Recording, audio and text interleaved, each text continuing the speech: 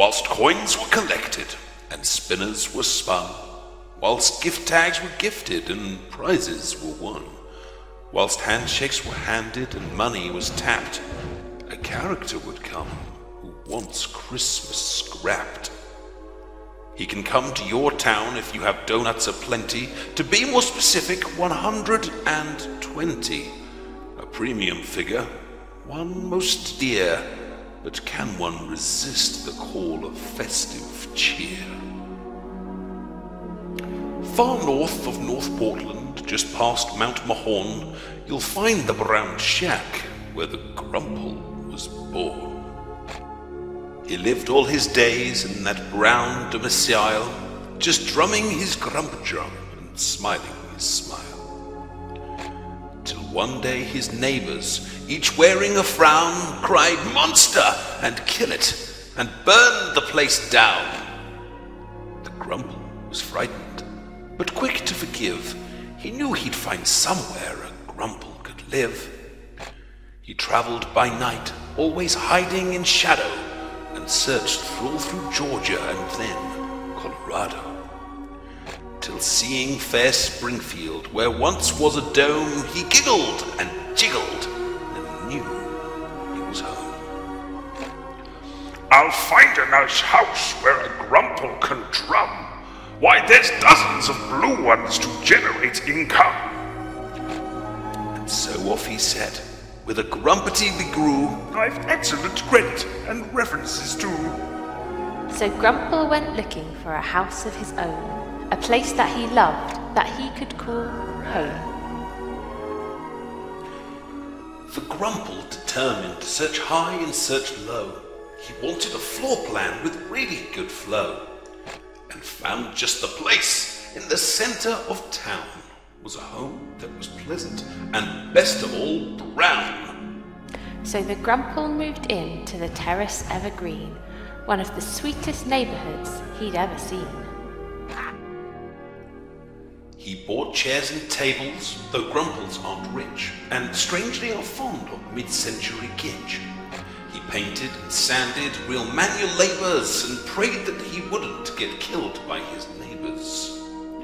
And lo and behold, the neighbours were nice, excepting perhaps the ones just to his right. It's not that the Simpsons were awful unfriendly, it's just that they argued and yelled never-endingly. A Grumple needs plenty of shut-eye each night, but Simpson-y screaming made Grumple uptight. He tossed and he turned and he tried counting sheep, but dreamland was absent. He just couldn't sleep.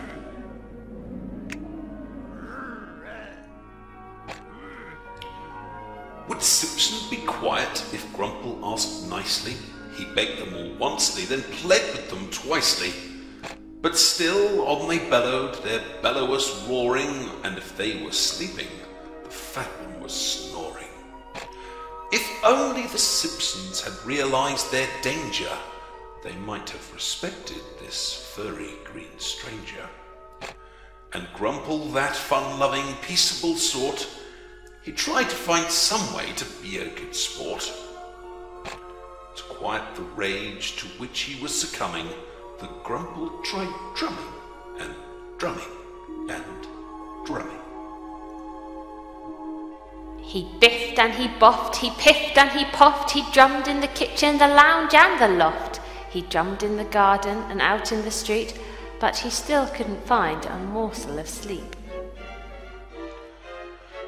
A well-rested Grumple is happy-go-lucky. A sleep-deprived Grumple, there's no one more sucking. The Grumple fought daily with murderous urges, and dreams of dead Simpsons would flood him in surges. But maybe, just maybe, all would have been well, had Homer not done the next thing I will tell. Not paying attention while driving is dumb, and Homer's car backing crushed Grumple's grump drum.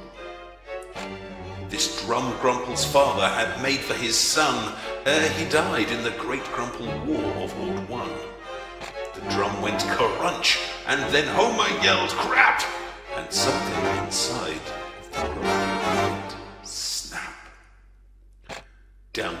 his psyche, a switch went flip-flop, and poor Grumple's sanity burst with a pop. So that Grumple lost his mind in the midst of a rage. If you'd seen him, dear viewer, you'd have thought him quite strange. He waited till night-time was darker than ink. Then into the Simpson house Grumple did slink. He snatched all the Simpsons with razor-sharp claws, and just before shoving Bart into his jaws, thought, No, I'd rather much watch them die slow and give them all reason to holler and no. I'll bind them with tines, this noiseless crew, and boil them slow like make grumpy stew. Fetch saucepans, fetch water, fetch syrup, fetch gloop. The Grumple is making yellow Simpson soup. Now if Grumple had bothered to tie up the baby, he'd still be alive today, grump drumming. Maybe. But Maggie was, after all, Mr. Burns's shooter, and if you don't believe me, go ask your computer. The Grumple, he never had any idea that of all of the Simpsons who are drawn in career, the deadliest, shootiest one of them all was Maggie, who shot his brains onto the wall. The Grumple's last thought as life he did lose was, Grumple you, Simpsons, you grumpledy grooves. So Maggie committed obscene Grumpleside, and the monster lay down on the street just outside, and the viewer, he stared at his MyPad and cried at the premium monster who finally died. Grumpily, grumpily, groo.